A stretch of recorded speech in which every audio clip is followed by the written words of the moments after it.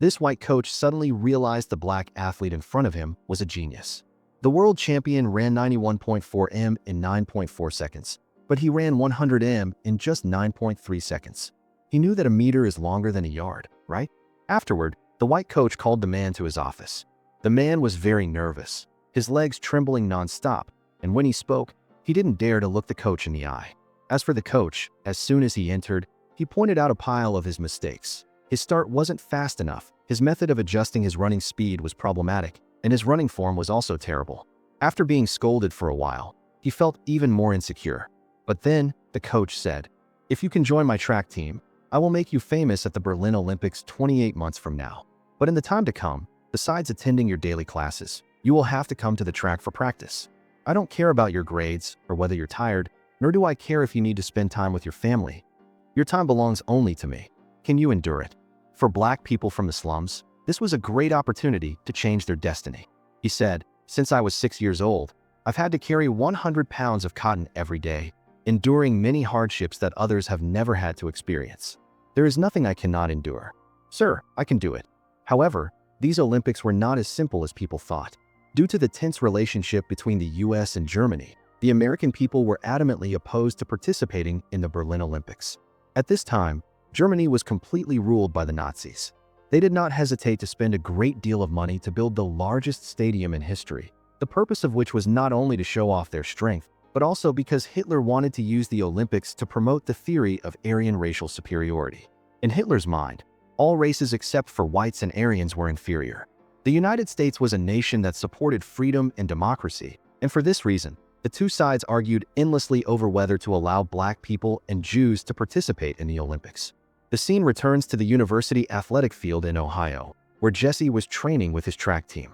Because of Jesse's talent, the coach was willing to spend more time on him, teaching him how to lower his center of gravity, how to start, how to maintain stability. He patiently guided Jesse every day, teaching him all the skills he possessed. In his youth, Larry had also been a short-distance running champion, but since becoming a coach, the track teams he led had achieved no outstanding results. Therefore, facing skepticism from outsiders, he desperately needed an outstanding athlete to prove his own abilities. For Jesse, in this age of discrimination, his path ahead was certainly not going to be smooth. At school, he always had to endure the cold shoulder and all sorts of unpleasant remarks from everyone. In the shower room, the other white athletes wouldn't let him shower with them. The new teammate couldn't take it anymore and wanted to talk back, but Jesse quickly stopped him. Jesse told his new teammate that this was white people's territory and making a big deal out of it wouldn't do them any good. "It wasn't easy for us to get here. Let's not have any regrets." The new teammate asked, "So we just let them bully us?" Jesse's answer was no. Always smile, be polite, and then beat these bastards on the track. For those who look down on you, success is the best revenge. But one day at noon, a very annoyed Larry came to find Jesse and asked him why he hadn't been coming to practice lately. "You think you're a genius, that you don't need to study or practice anymore. Is that it?" "No, sir. I know I'm not fast enough, but right now I have to find a way to solve the problem of putting food on the table for my wife and child." It turned out that besides going to school, Jesse also had to shoulder family responsibilities. He had found a job at a gas station and had to send living expenses home every week. "Why didn't you tell me you had a daughter? You didn't ask."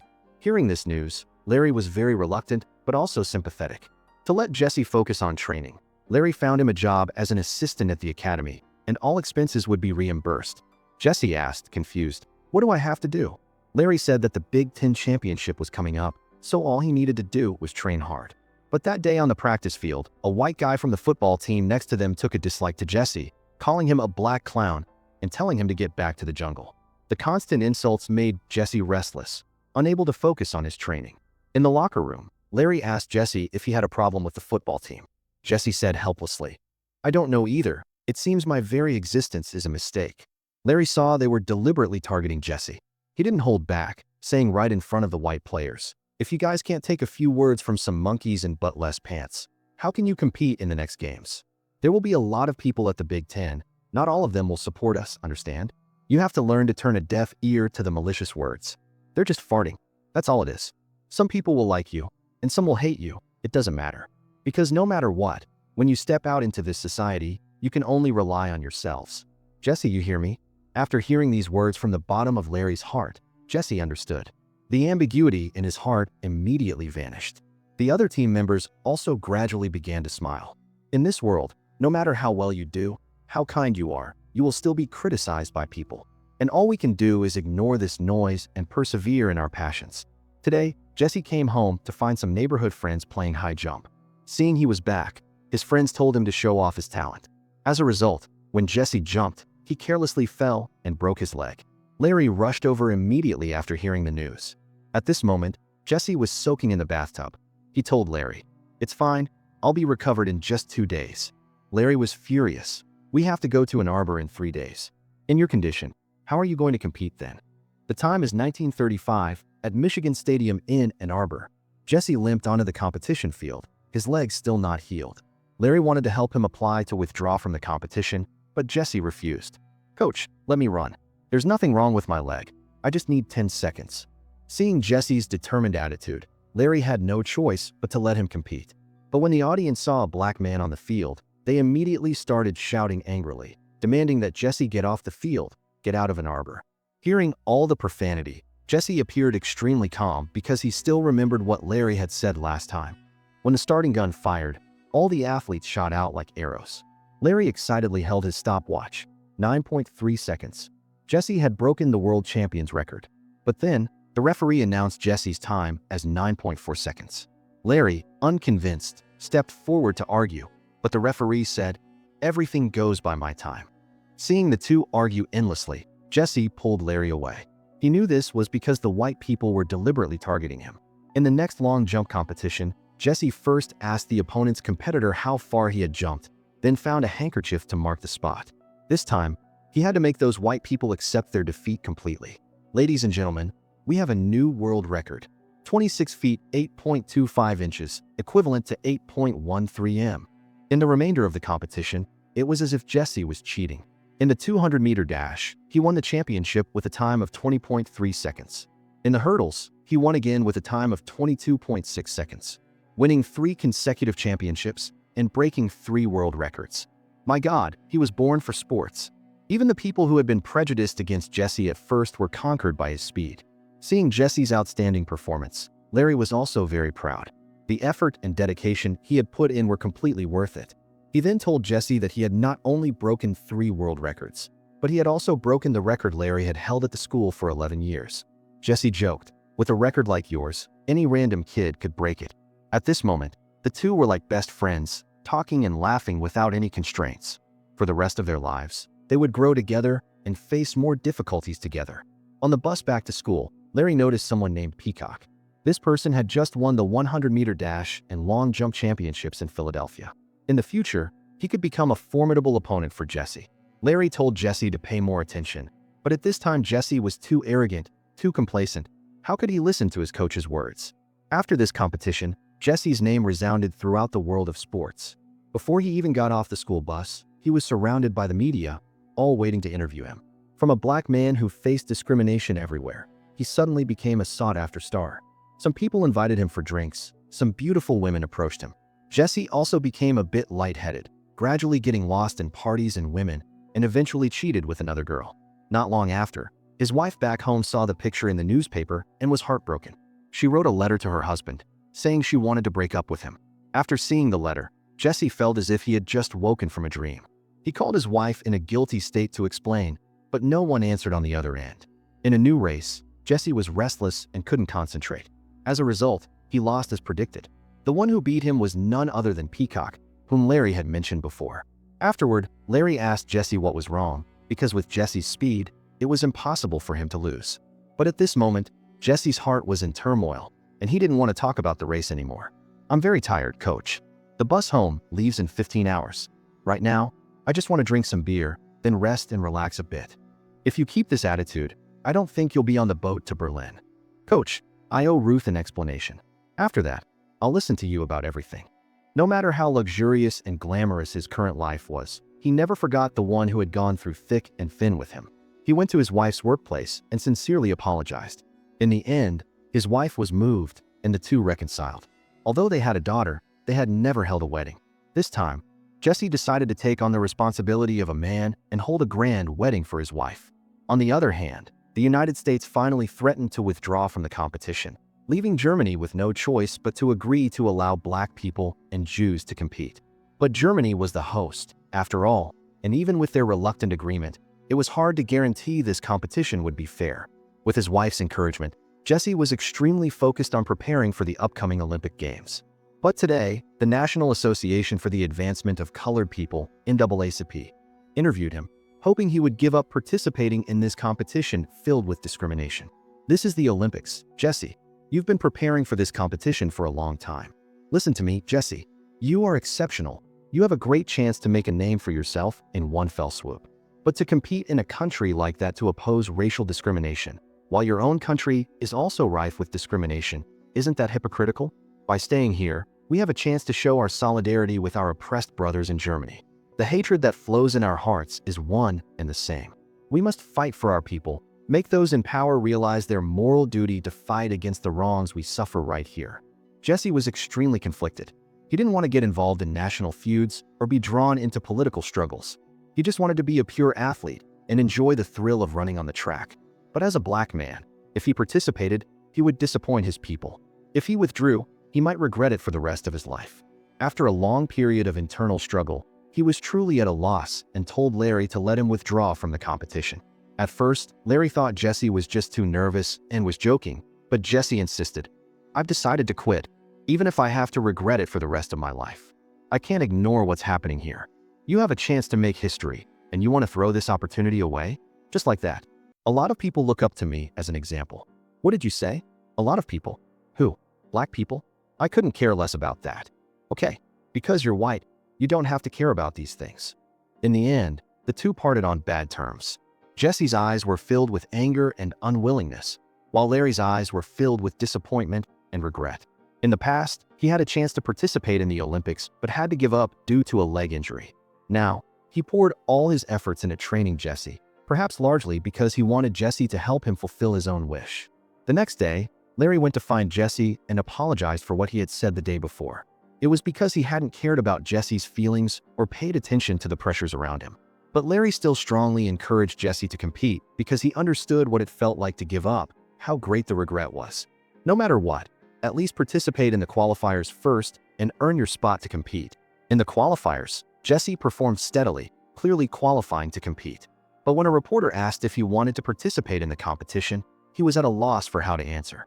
While America's discrimination problem is so severe, how can you go to Germany to participate in the Olympics with a clear conscience? That evening, Peacock came to find Jesse. Peacock's leg was injured. Although he could resume training in a few months, for him, it was too late. So he hoped Jesse could participate in these Olympics. I read the papers. All those people screaming for you not to go will distract you. That's for sure. But it also means there are people who support you. A lot of people are pinning their hopes on you. To go to Berlin, participate in the Olympics, and shove it in that Hitler fella's face.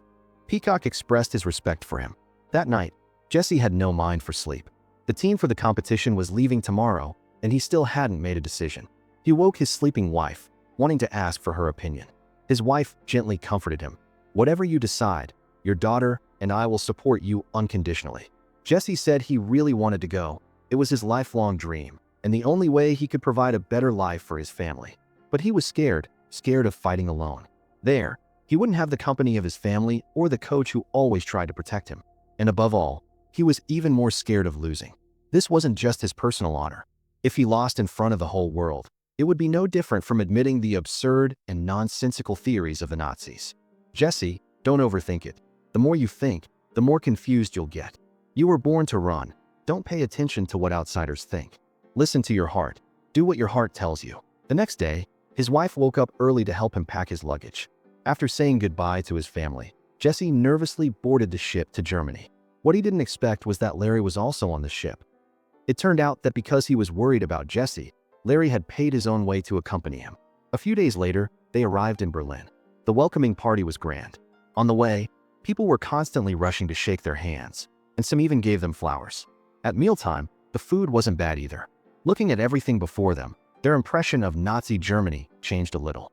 A black man said, "Maybe these Nazis just have a bad reputation." His Jewish friend next to him said coldly, "Just you wait." One day, while training on the field, the national team coach gave Jesse a harsh scolding. He said his training method was no different from a primitive man dancing. Jesse, unconvinced, got into an argument with him. In the end, Jesse demanded that Larry be made his coach, or else he would withdraw from the competition. Seeing a lowly black man dare to arrogantly threaten him, the national team coach almost exploded. Fortunately, the person in charge didn't want to cause trouble at this point and agreed to let Larry be Jesse's temporary coach. Not long after, the much-anticipated Olympic Games arrived as scheduled.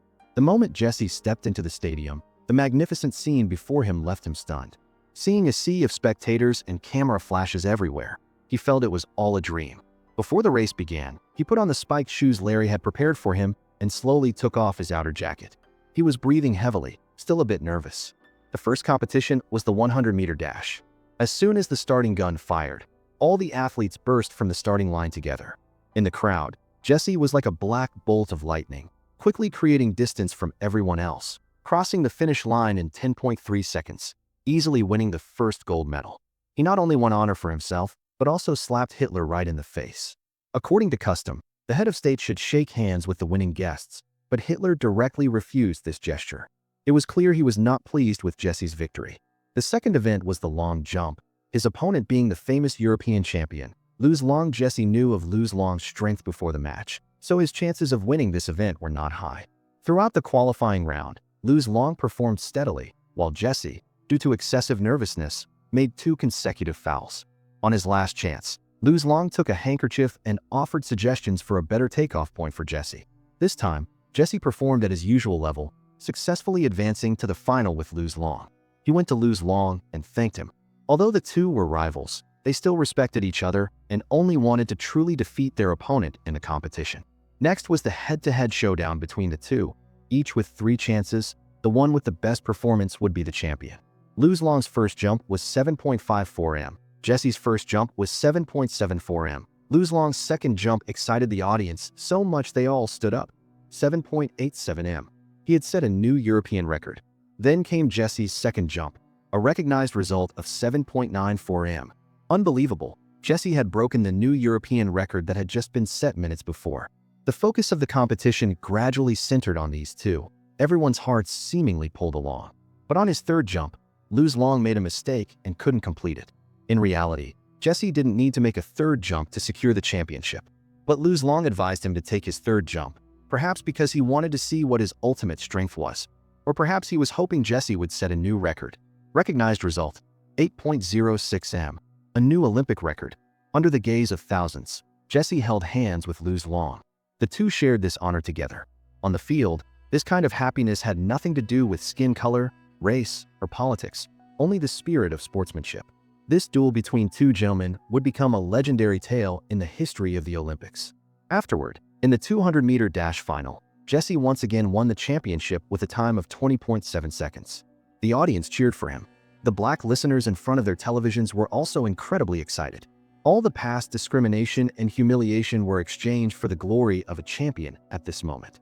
But seeing all the glory being stolen by the American side, Hitler in the stands could not sit still. To maintain his remaining authority, he demanded that the United States not field Jewish athletes in the final relay race. Due to some political reasons between the two sides, the U.S. was forced to agree, leading to Marty and Sam of the relay team being replaced for no reason. Jesse was temporarily placed on the team to save the situation. Marty and Sam were not convinced, but could do nothing to change it. The two brothers had no choice but to go to Jesse, hoping Jesse could win the championship for them tomorrow. The competition on the second day continued to be intense. Although Jesse had no experience in relay running, with his astonishing speed, he saved a lot of time for his teammates. The final result of the race was still a victory for the American side. Jesse won 4 consecutive gold medals, a feat that went down in history. His name would be recorded in the annals of the Olympics. And he did not forget that his achievements today were impossible without the contribution of the benefactor in his life, his coach who had poured his heart and soul into training him. This is a true story. The prototype for the story's character is named Jesse Owens. He was passionate about sports his entire life and achieved legendary accomplishments in the world of sports.